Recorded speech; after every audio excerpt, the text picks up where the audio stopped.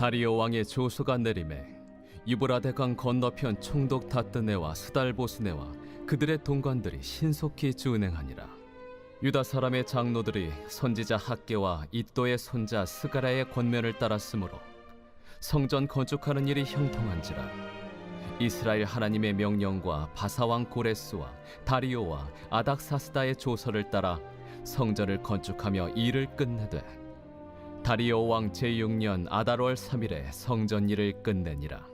이스라엘 자손과 제사장들과 레위 사람들과 기타 사로잡혔던 자의 자손이 즐거이 하나님의 성전 봉헌식을 행하니 하나님의 성전 봉헌식을 행할 때에 수소 100마리와 순양 200마리와 어린 양 400마리를 드리고 또 이스라엘 지파의 수를 따라 순염소 12마리로 이스라엘 전체를 위하여 속죄제를 드리고 제사장을 그 분반대로 레위 사람을 그 순차대로 세워 예루살렘에서 하나님을 섬기게 하되 모세의 책에 기록된 대로 하게 하니라.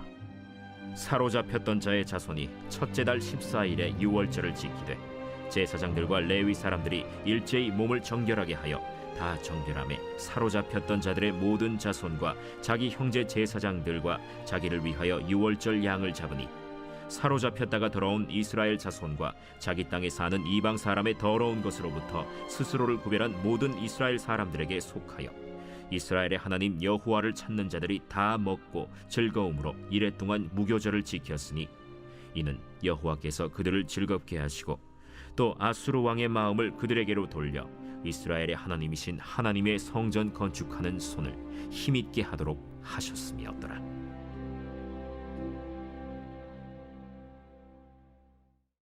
어제부터 계속해서 에스라서의 말씀을 살펴보고 있습니다. 어제는 성전 건축을 도우라는 내용이 담긴 다리오 왕의 조서의 내용을 살펴보았습니다. 그 내용은 이스라엘 백성들의 성전 건축을 방해하지 말 뿐만 아니라 성전 건축에 필요한 경비까지도 지원하라는 그런 호의적인 내용의 편지였습니다. 그리고 오늘 본문은 조서가 내리자 유브라데 강 건너편의 총독과 관리들이 조서의 내용대로 신속히 준행하였다라는 내용으로 시작을 하고 있습니다. 이들 이방의 관리들만이 아니라 유다의 장로들과 백성들도 선지자 학개와 스가랴의 권면을 따라서 성전 건축에 임하였고 성전 건축은 형통하게 진행되었습니다. 전에도 말씀드렸듯이 이 에스라서는 성전을 건축해 가는 과정의 그 내용을 담고 있는 성경인데요. 드디어 오늘 이 본문에서 성전 건축이 완성되게 됩니다. 오늘 본문 15절에서 스룹바벨 성전이라 불리는 두 번째 성전이 완공된 때가 언제라고 나오냐면 다리오 왕 제6년 아달월 3일이라고 기록되어 있습니다. 자, 그렇다면 이 성전이 무너졌던 성전을 다시 재건하는데 얼마나 걸린 것이냐면 이게 다리오 왕 제2년까지 이렇게 성전 건축이 중단되었다가 2년부터 6년까지 성전 건축을 한 것이기 때문에 약 4년에 걸쳐서 이 성전 재건이 완성이 된 것입니다. 이전에 공사가 중단된 기간이 있었다라고 말씀을 통해서 나눈 적이 있었는데요. 그 기간이 15년 정도 됩니다. 그러면 기초 공사를 시작하고 15년이 지나고 거기에 또 4년이 더해지니까 거의 한 20년의 세월이 지나서 드디어 성전을 완성하게 된 것입니다. 우리가 성전이라고 생각하면 크기도 크고 구조도 복잡하기 때문에 건축하는데 오랜 시간이 걸릴 수밖에 없다는 생각을 하게 됩니다. 자, 그런데 하나님의 백성들 한 사람 한 사람의 심령이 하나님이 거하시는 거룩한 성전으로 지어져 가는데도 이 건축물을 세우는 것과 비교해 봤을 때 시간과 노력이 더 많이 들었으면 더 많이 들었지 적게 들지는 않을 것입니다. 고린도전서 3장 16절의 말씀을 보면 너희는 너희가 하나님의 성전인 것과 하나님의 성령이 너희 안에 계시는 것을 알지 못하느냐라고 말씀하고 있습니다. 이 말씀대로라면 저와 성도님들은 이미 하나님이 거하시는 성전입니다. 하지만 이렇게 성전이 된 것으로 끝나는 것이 아니라 혹시 내 안에 무너진 곳은 없는지, 날마다 내 안에 더럽혀진 곳은 없는지 점검할 필요가 있습니다. 그리고 그 일을 언제까지 해야 하느냐면 주님이 우리를 부르시는 그날까지 그 점검은 계속 되어야 하는 것입니다.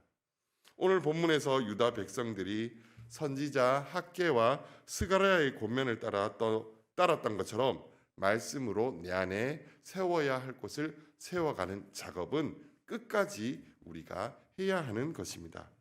이렇게 오랜 시간이 걸려서 성전을 완성하고 나서 이스라엘 백성들이 기쁨으로 성전 봉헌식을 올려드리게 됩니다. 이 성전 봉헌식의 첫 번째 순서는 다름이 아니라 희생 제사를 드리는 것이었습니다. 이런 희생 제사는 이전에도 출애굽한 다음에 성막을 하나님의 명령대로 짓게 되는데 하나님을 거룩하게 구별할 때도 이 봉헌식을 드리게 되고요. 그리고 솔로몬이 성전을 지은 그 솔로몬 성전을 하나님께 드릴 때도 봉헌식을 하게 되는 것을 우리는 성경을 통해서 볼 수가 있습니다. 자, 그런데 물론 오늘 본문에 나오는 희생 제사는 그 규모에 있어서 솔로몬 성전의 봉헌식 때와는 사실 비교도 되지 않습니다. 오늘 본문 17절을 보시면 숫소 100마리와 순양 200마리와 어린 양 400마리를 하나님께 드렸다라고 하고 있습니다. 이렇게 보면 되게 양이 많은 것 같습니다. 정말 양을 400마리 잡았다면 우리 소풍교회 성도님들이 양을 한 마리씩 먹을 수 있을 정도로 엄청나게 많은 재물 아니겠습니까? 자, 그런데 솔로몬 때에는 몇 마리를 바쳤느냐? 이때는 소를 100마리를 바쳤는데 솔로몬 성전 봉헌식 때는 소를 22,000마리를 바쳤습니다. 0이 두 개가 더 붙어버리는 겁니다. 그리고 이때 양을 400마리를 잡았다고 했는데 솔로몬 성전을 봉헌할 때는 양을 몇 마리를 드렸냐면 12만 마리를 드렸습니다. 그 정도로 비교가 되지 않는 봉헌식이었던 것입니다. 성전 크기나 내부 인테리어, 봉헌식 때 드려지는 제물의 양까지 모든 것이 솔로몬 성전과 비교하면 초라해지는 것이 스룹바벨 성전입니다. 그러나 희생 제사는 제물을 얼마나 드리는 것이 중요한 것이 아니라 하나님의 백성들이 진심으로 회개하며 하나님께로 뜻을 돌이키는 것이 더 중요한 것입니다. 시편 51편 17절에서는 하나님께서 구하시는 제사는 상한 심령이라 하나님이여 상하고 통회하는 마음을 주께서 멸시하지 아니하시리이다라고 말씀하고 있습니다. 하나님께서 우리에게 받으시기를 원하시는 것은 수많은 짐승의 피가 아니라 우리의 죄를 아파하며 하나님께로 돌이키는 마음이란 사실을 저와 성도님들이 기억할 필요가 있는 것입니다. 우리가 하나님께 드릴 유일한 희생 제사는 말씀 앞에서 우리가 죄인임을 고백하고 아파하며 오직 예수 그리스도의 보혈을 의지하는 일뿐입니다. 우리의 몸이 하나님께서 기뻐하시는 거룩한 성전으로 구별되기 위해서 날마다 속죄의 은혜를 의지하는 저와 성도님들의 삶이 되시기를 소망합니다. 오늘 본문 15절에서는 성전 건축을 끝낼 때가 아달월 3일이라고 기록하고 있습니다. 이 아달월이라는 것이 유대 종교력으로 치면은 몇 월 달에 해당하냐면 12월 달에 해당합니다. 자, 그러면 다음 달인 첫 달 이 아비벌이라는 첫 달이 돌아오게 되는데 그 달에는 유대인들이 지켜야 할 아주 중요한 절기가 있습니다.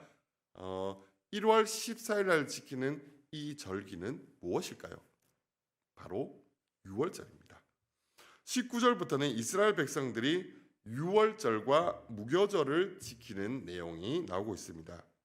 그런데 유월절을 지키는 이스라엘 백성들을 향해서 본문에서는 뭐라고 얘기하냐면 사로잡혔던 자의 자손이라고 표현하고 있습니다. 이스라엘 백성들이 이렇게 유월절을 지켰다라고 표현한 것이 아니라 사로잡혔던 자의 자손들이 유월절을 지켰다라고 표현하고 있습니다. 사로잡혔던 자들이 자유를 얻고 유월절을 지키는 모습은 출애굽 사건 때 이스라엘 민족이 유월절을 처음 지켰던 장면을 떠올리게 만듭니다. 그때 하나님께서는 이스라엘 백성들에게 유월절을 명령하시면서 뭐라고 하시냐면 영원히 이 절기를 지키라라고 명령을 하셨습니다.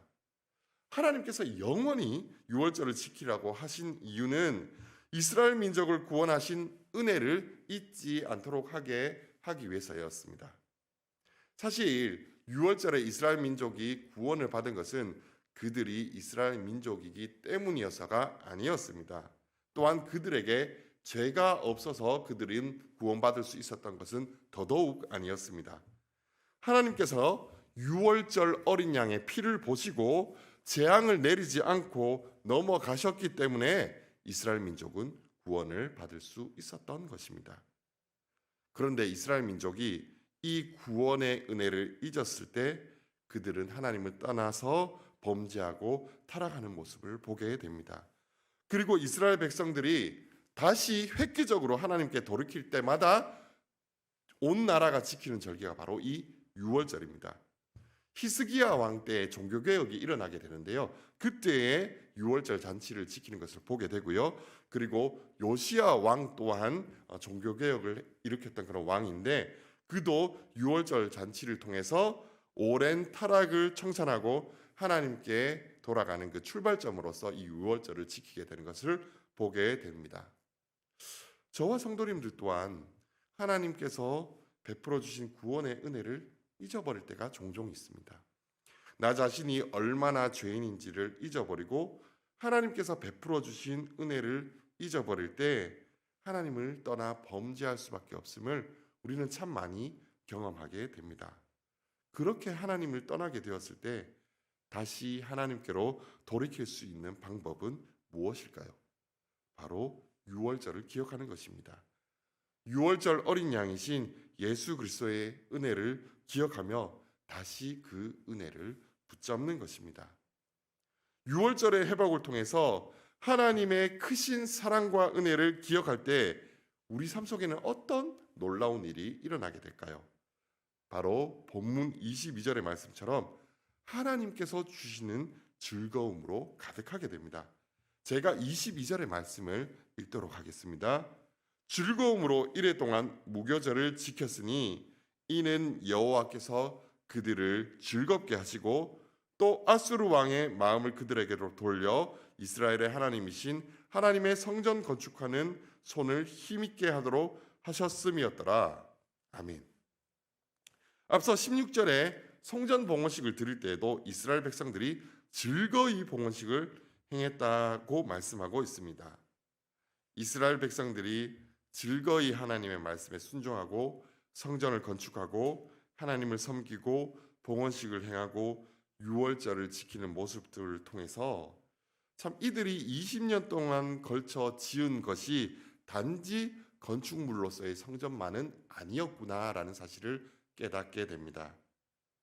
성전을 지은 20년의 세월 동안 이스라엘 백성들도 하나님을 예배하는 성전으로서 차근차근 지어지고 있었던 것입니다.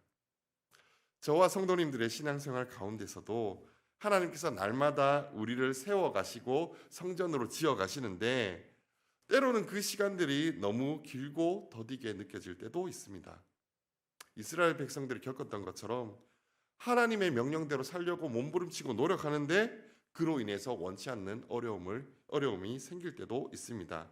그리고 이스라엘 백성들이 오랫동안 성전 건축을 중단했었던 것처럼 하나님의 일보다 내가 먹고 사는 문제로 분주해서 하나님의 책망을 들었던 때가 있었을지도 모릅니다.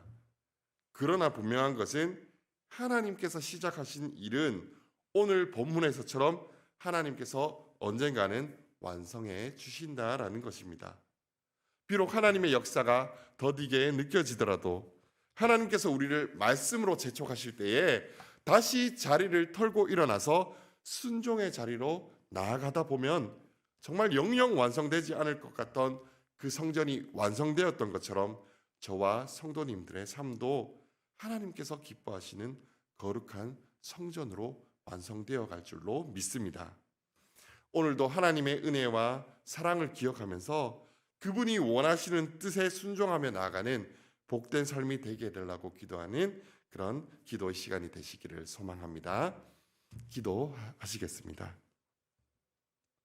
하나님의 명령을 따라 살아가려고 몸부림치지만 어느 순간 하나님의 사랑과 은혜를 잊어버리고 내 삶이 바빠서 내 삶이 나아지지 않는 상황 속에서 하나님을 떠나 살아갈 때가 많았음을 이 시간 고백합니다.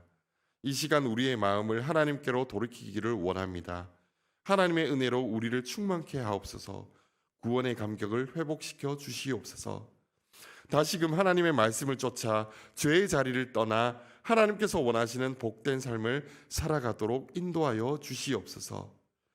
이스라엘 민족이 유월절을 회복한 것처럼 오늘 이 자리가 유월절 어린 양이신 예수 그리스도의 은혜를 다시 회복하는 자리가 되게 하옵소서. 그리하여 하나님께서 주시는 기쁨과 즐거움으로 충만한 평생의 삶을 살아가도록 은혜 내려 주시옵소서. 이 모든 말씀 우리를 구원하신 예수 그리스도의 이름으로 기도드립니다. 아멘.